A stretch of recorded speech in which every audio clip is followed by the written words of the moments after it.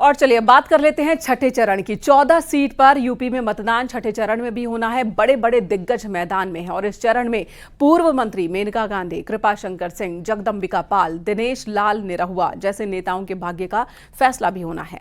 मतदाताओं को ये फैसला करना है। 25 तारीख को मतदान होना है और ऐसे में अब सीएम योगी ने भी मोर्चा संभाल लिया है। ताबड़तोड़ रैली की जा रही है, विपक्ष पर निशाने साधे जा रहे हैं।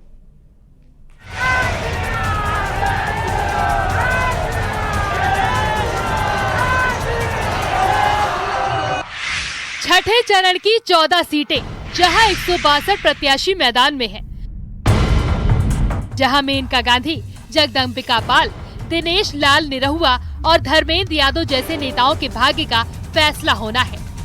ऐसे में सीएम योगी बीजेपी प्रत्याशी के लिए चुनावी रण में उतर चुके हैं।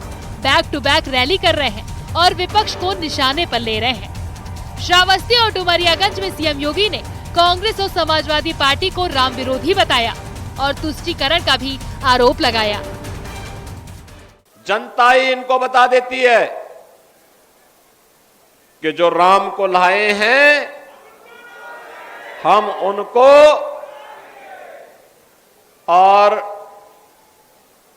ये लोग ठहरे समाजवादी पार्टी और कांग्रेस का जो गठबंधन है, ये जो ठहरे राम विरोधी,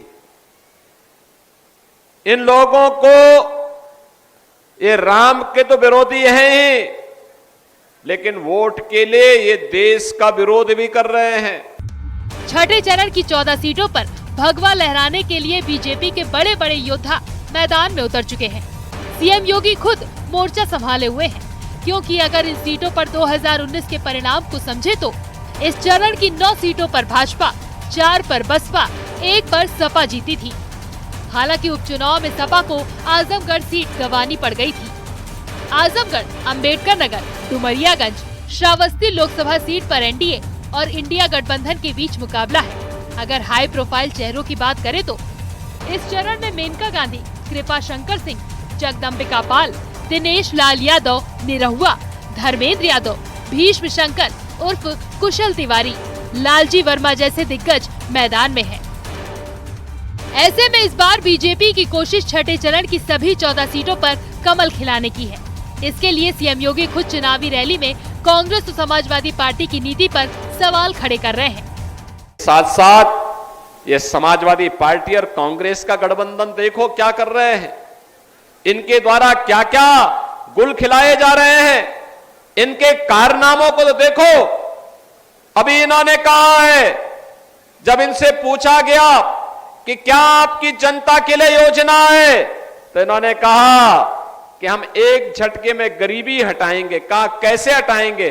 कहा जनता की संपत्ति का सर्वे कराएंगे और सर्वे करा करके जो बाप दादों की कमाई की संपत्ति होगी उस पर विरासत टैक्स लगाएंगे। विरासत टैक्स का मतलब उसमें से आधी प्रॉपर्टी ये लोग ले लेंगे और लेकर के फिर घुसपैठियों को, बांग्लादेशी घुसपैठी, पाकिस्तानी घुसपैठी होगा और किसी और देश से कोई घुसपैठी मुसलमान आया होगा, उसको ये लोग बांटने का काम करेंगे। छठा चरण न सिर्फ विपक्ष के लिए चुनौतीपूर्ण है, बल्कि बीजेपी के लिए भी साख का सवाल है, क्योंकि इस चरण में बीजेपी कई सीटों पर फाइट कर रही है, तो कई सीटों पर बीएसपी के प्रत्याशी भी दम दिखा रहे हैं। Bureau report, news 18।